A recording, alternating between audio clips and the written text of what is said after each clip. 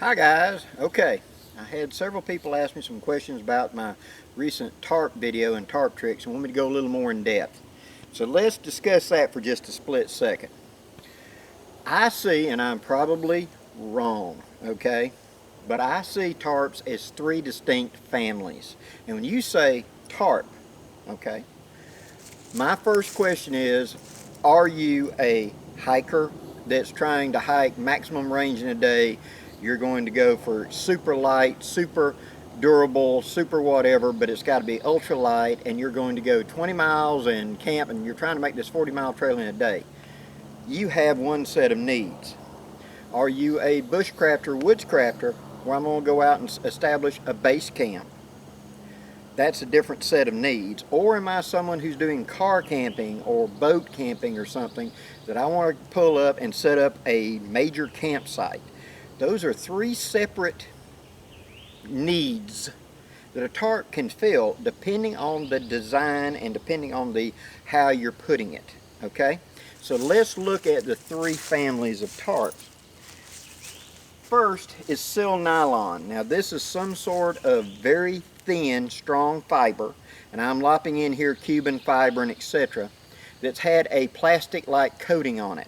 It is a silicone nylon tarp. These are extremely light.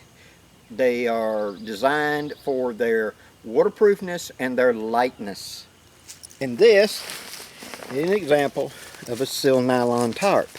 See, it's tissue paper thin, but it has a coating on it that makes water just sheet off of it. And you can see the nylon material on this side, and in the right light you can see the coating on this side. I mean, this stuff is just gossamer thin. You just wad it up, nothing, and it weighs next to nothing. The thing about a Silnylon tarp though is the price. They're normally not cheap. That's its first detriment. Let me give you its pros.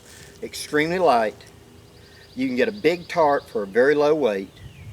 They normally do a very good job at the waterproofing, and they very rarely leak if they're well manufactured. Okay? First slight disadvantage, they're very expensive. Usually a really state-of-the-art is going to cost you a couple $100 to have something super light, super etc. Its third point, the point that I don't like about them, is they're fragile. That material is ultra thin. I mean tissue paper thin, and so anything hitting it pokes a hole in it, seems like. So I've tried and I've used Silnylon tarps, and I'm using one right now over my hammock. But I realized that pine straw down here has got a sharp point on it, and when it falls and hits, sometimes it can poke teeny tiny holes in them. If a small limb falls, it may poke a hole in it. It does not have a lot of durability. But if my need is weight and waterproofness, it's got that covered. I just know it's not going to be as durable in the long run, and every couple of years I got to replace it. Also, I cannot lay it on the ground and ever step on it or ever pull it, because I'll make holes in it. It's just too fragile. And I'm sure somebody's out there is going to say, oh, I can do this and that. That's true, and I bet you paid a lot of money for that tarp, because the vast majority of the Silnylon tarps that I have used, within a season or two, had a hole in them. And once they get a hole in them, there's no way to repair it. I've stuck duct tape on them, and a lot of times that coating keeps the patch from sticking. When it gets hot or cool, it peels right off of it. That's the problem with that coating. If they would make one that was easily repaired with duct tape, it would be a big advantage. But even then, the material is so thin, it's just so easy to get a hole in it. So you have to treat it like a girlfriend. You got to be kind to it, sweet to it. Lay it very gently on the ground. Pick it up. Don't drag it. Don't ever pull it across the ground with any kind of weight on it, and never ever ever step on it. Okay? Second family, woven. Now this is normally woven out of plastic, and these are these blue tarps like you see at Walmart and the big box stores. The blue ones, the silver ones with the brown on the side, etc. This is a woven plastic fabric with a coating on it. First great advantage, they are cheap. I mean, you can get normally an 8x8 or a 6x8 for $4 or $5 off of them. They are disposable. They are fairly tough. You can pull them on the ground a little bit. You can sit on them on the ground. And that's the reason so many of these end up becoming ground cloths. Now, to me, what is the difference between a shelter tarp and a ground cloth. How many holes it has? Because whenever a shelter tarp gets too many holes in it, it becomes a ground cloth. I mark it. Now I'm going to lay it on the ground to sit on or to pull stuff with or etc. because it's already got a hole. It's already made it. So these cheap woven tarps are automatically up there in that. They don't cost a lot and they are basically disposable. I can use it 3 or 4 trips, and if it gets a hole in it, it becomes a ground cloth, and I grab me another one. They're a given size, a given quality, you know what you got, and they do a good job as a quick throw up. The disadvantage, they're kind of noisy in a rainstorm because that plastic vibrates. And the other weakness of this type of material, they fray easy. If they ever get a little hole and you get a little wind on it, it just unravels.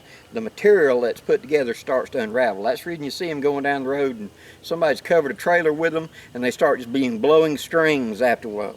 They don't do well. Once they've got a hole in them, they delaminate, so to speak.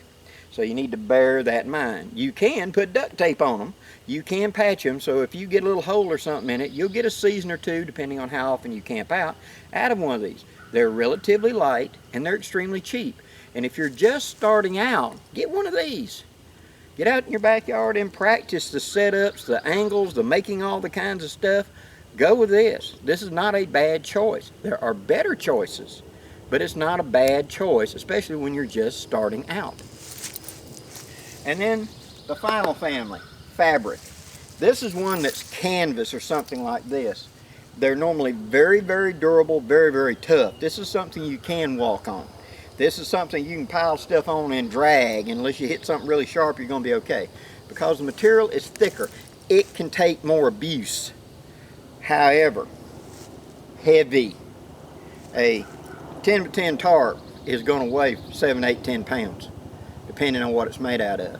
A big full-size 15 by 15 that you're going to cover a big area with, that's going to be 20 pounds.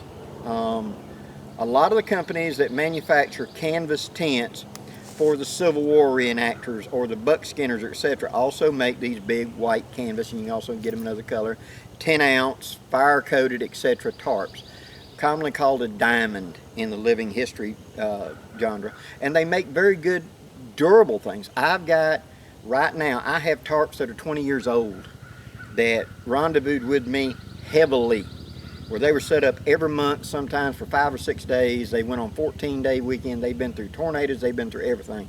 And that tarp still as good today as the day I started with it. I paid money for that. That might have been an $80 or $90 tarp. The weight. You don't want to tote it. Again, what are you? If you're a backpacker, you're never going to tote that canvas. It's way too heavy. But how about that car camper? That family camper that I just want to come out and set up and I want something bomb-proof. Canvas is the way to go. It's extremely durable, it's heavy in weight, and it costs. That's the thing. So you've got the Silnylon on one side, super light, fragile, and expensive, and then you got the canvas, which is heavy, durable, and it costs. In the middle, you've got the woven cheap ones. Do you see why a lot of people start out with those? It's a good idea too. As I said, get one, get it out and play with it. Try it out. Practice all the sets. To my knowledge, the last time I saw the listing, there were 70-something different ways to set up a tarp. Configurations for shelter. Flying it this way, doing it this way, point this way, making a ground tent out of it. There's infinite. Get one of them cheap tarps. Get you a handful of tent stakes. Get you some paracord. Find you 2 trees near your house or whatever and practice. I've had people get in the garage before and practice setting up tarps like this until they learn those muscle memories so that when the storm's coming and everything's bad, you already know how to do it. You don't have to think about it. So my recommendation to you, if you're starting out, get one of those woven tarps. Yes, they're not going to be as durable. Yes, they will only last so long and you're going to get a hole in it. Yes, they are repairable. Yes, they will, fray apart if you hang it on the side of the truck and drive down the road, or you're getting a really, really bad heavy rainstorm and it's 40, 50 mile an hour wind buffeting it, it probably will come apart. Other than that, you get what you pay for. But as we've spoken before, with you starting out, investing in a Silnylon you're going to buy a couple of Silnylons before you really figure out what you're doing. If you've got the money, go for it. If you're a through hiker or a backpacker and you want the lightweight, go for it.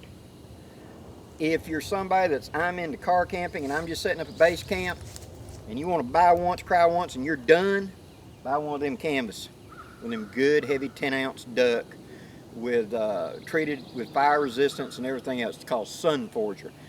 Mine have lasted 20 years, and so that would be a good deal. That's my little 2 cents worth, guys, on tarps and tarp families and the mindset of when you're starting out which one to get. There's going to be more tarp stuff coming up. I'm going to show you some tarp mods here pretty soon of ways you can make it work better for you.